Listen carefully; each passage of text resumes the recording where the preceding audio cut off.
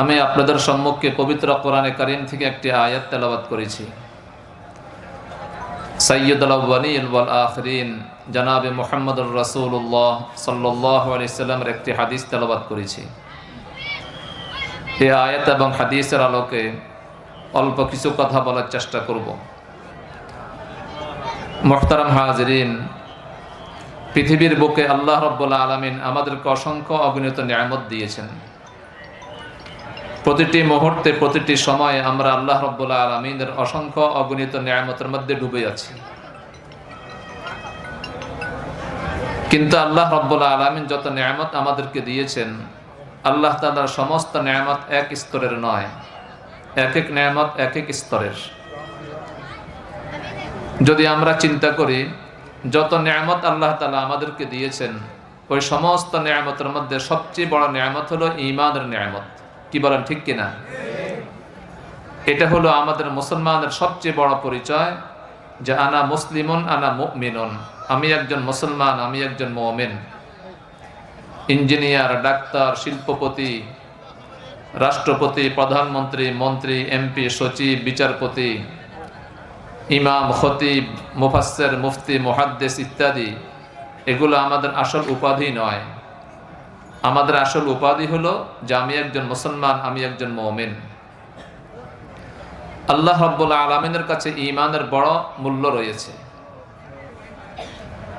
ঈমানের কত মূল্য?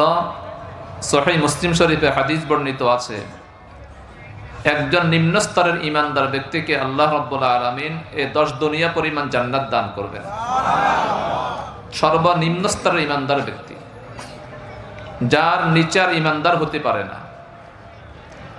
নিম্ন স্তরের ঈমানদার ব্যক্তিকে আল্লাহ রাব্বুল আলামিন 10 দুনিয়া পরিমাণ জান্নাত দান করবেন। এই গোটা পৃথিবীর আয়তন কত বড়!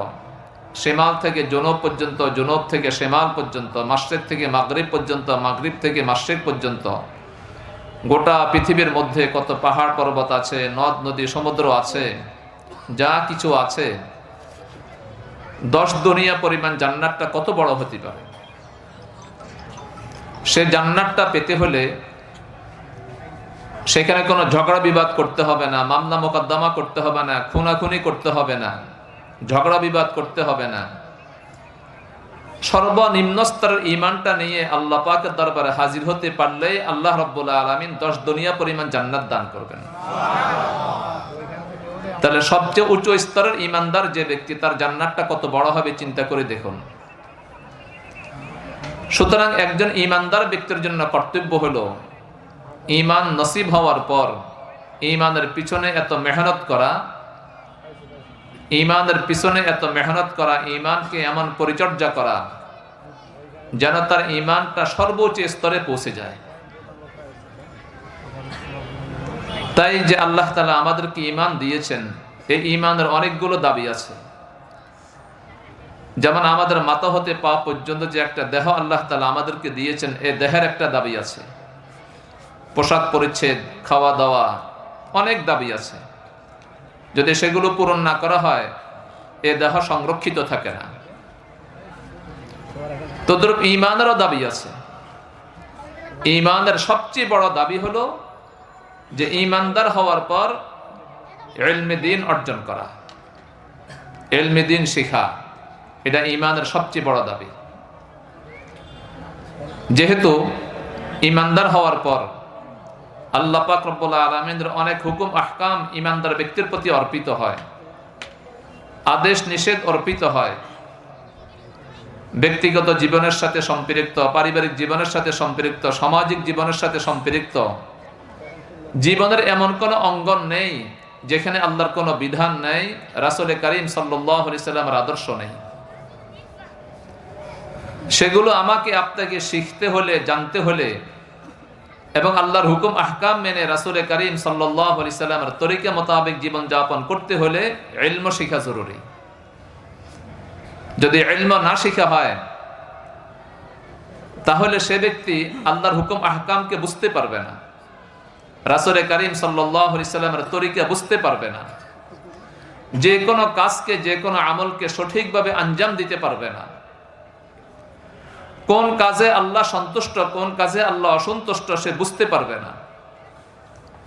এবং যারা দ্বীনের প্রতিপক্ষ ব্যক্তিবর্গ তাদেরকে প্রতিহত করতে পারবে না।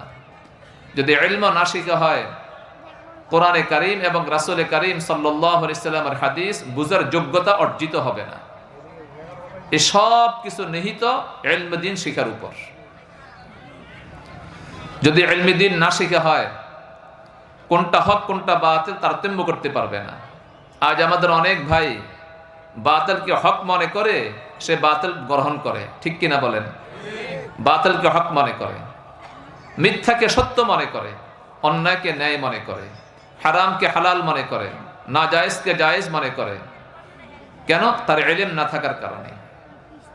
যদি ইলম না থাকে, যত আমল করবে, যত কাজ করবে, তার সমস্ত আমল সমস্ত কাজ হবে ভুল। আমার ইলম নাই, নামাজ পড়বো, নামাজ ভুল হবে। ইলম নাই, যাকাত দিবে, যাকাত ভুল হবে। ইলম নাই, ব্যবসা বাণিজ্য করব, ব্যবসা বাণিজ্য ভুল হবে। যে কোনো কাজ করব, সে কাজটা আমার ভুল হবে। আর যদি ইলম শিখা হয়, কোরআন ও সুন্নাহর জ্ঞান অর্জন করা হয়, আর সে অনুপাতে জীবন পরিচালিত করা হয়, তা আমার আপনার 24 ঘন্টার জিন্দেগির প্রতিটি কাজ ইবাদতে গণ্য হয়ে যাবে, দ্বীনে পরিণত হয়ে যাবে। এক বড় তাবিঈ হযরত ওমর ইবনে আব্দুল আজিজ রাহমাতুল্লাহ আলাইহি, যিনি খলিফায়ে রাশিদ ছিলেন, তিনি বলেন, মান আমিলা আলা গায়রি ইলমিন কানা মা ইউফসিদু আকসারা মিম্মা ইউসলিহু। যে ব্যক্তি ইলম ছাড়া আমল করবে, আমল করে কিন্তু আমল করা পদ্ধতি শিখে নেয়, আমলটা করলে কিভাবে করলে আমলটা সহিহ হবে, আমলটা সঠিক হবে, ওই সঠিক পদ্ধতি শিখে নেয়। ইলম ছাড়া যে ব্যক্তি আমল করবে, তো সে ব্যক্তি ভালো করবে যা, ভালো থেকে নষ্ট করবে বেশি, ভুল করবে বেশি, বরবাদ করবে বেশি। আর চিন্তা করে দেখুন, আমরা জীবনে যতগুলো আমল করে থাকি, একটু যাচাই বাছাই করলে দেখা যাবে আমাদের শতকরা 95% আমল সহিহ তরিকা হচ্ছে না। কেন সহিহ তরিকা হচ্ছে না? ইলম না থাকার কারণে। এই জন্য কোরআনে কারিমে আল্লাহ পাক রব্বুল আলামিন ঈমানদার ব্যক্তিদেরকে ইলমে শিখার প্রতি ধাবিত করেছেন। রাসূলে কারীম সাল্লাল্লাহু আলাইহি সাল্লাম ঈমানদার ব্যক্তিদেরকে ইলম শিখার প্রতি ধাবিত করেছেন, যে ইলম শিখার পর সবচেয়ে গুরুত্বপূর্ণ বিষয় হলো তোমার ঈমানদার হওয়ার পর সবচেয়ে গুরুত্বপূর্ণ বিষয় হলো ইলম শিখা। যে ব্যক্তি ইলম শিখবে, কোরআন ও সুন্নাহর জ্ঞান অর্জন করবে, গ্যারান্টি যে আল্লাহ পাক রব্বুল আলামিন ওই আলেমকে, কোরআন ও সুন্নাহর জ্ঞানের অধিকারী ব্যক্তিকে সমস্ত বিপদ থেকে হেফাজত করবেন। আল্লাহ নিরাপত্তা দান করবেন তাকে। আল্লাহ পাক রব্বুল আলামিনের একটা গুণবাচক নাম হলো সালাম। আল্লামা আলুসি রহমতুল্লাহ আলাইহি বলেন যে সালাম কাকে বলা হয়? আল্লাযী ইউসাল্লিমু আলা আউলিয়াইহি ফায়াসলামুনা মিন কুল্লি মুখাউবিফিন। সালাম এমন সত্তাকে বলা হয় যে সত্তা তার বন্ধুদেরকে নিরাপত্তা দান করে, আর নিরাপত্তা দান করার কারণে তার বন্ধুগণ সমস্ত ভীত সন্ত্রস্তকারী বস্তু থেকে নিরাপদে থাকে। যারা ইলম শিখবে, কোরআন ও সুন্নাহর জ্ঞান অর্জন করবে, তাদেরকে নিরাপত্তা দানকারী একমাত্র আল্লাহ রাব্বুল আলামিন। তারা লাঞ্ছিত হবে না, অপমানিত হবে না। এর অনেক ঘটনা আছে। হযরত ইমামে আহমদ বিন হাম্বল রাহমাতুল্লাহ আলাইহি একজন বড় ইমাম ছিলেন, ফকিহ ছিলেন, এক মাযহাবের ইমাম ছিলেন, এবং হযরত ইমামে শাফিঈ রাহিমাহুল্লাহু তাআলার ছাত্র ছিলেন। হযরত ইমামে আহমদ বিন হাম্বল রাহমাতুল্লাহ আলাইহির জামানায় যে বাদশা ছিল, ওই বাদশার সাথে ইমামে আহমদ বিন হাম্বল রাহিমাহুল্লাহু তাআলার একটা মাসলা নিয়ে দ্বন্দ্ব হয়ে গেল, মতনৈক্য হয়ে গেল। ইমামে আহমদ বিন হাম্বল রাহিমাহুল্লাহু তাআলা হকের উপরে ছিলেন, বাদশা অন্যায়ের উপরে ছিল, না হকের উপরে ছিল। বাদশা অনেক চেষ্টা করেছে যে ইমামে আহমদ বিন হাম্বল রাহমাতুল্লাহ আলাইহিকে তার পক্ষে নেওয়ার জন্য। বাদশা অনেক চেষ্টা করার পরেও সফল কাম হয় নাই। ইমামে আহমদ বিন হাম্বল রাহমাতুল্লাহ আলাইহি হকের উপর অটল অবিচল ছিলেন, দৃঢ়ভাবে ছিলেন। পরিশেষে বাদশা সিদ্ধান্ত নিলেন যে হযরত ইমামে আহমদ বিন হাম্বল রাহমাতুল্লাহ আলাইহিকে শাস্তি প্রদান করবে।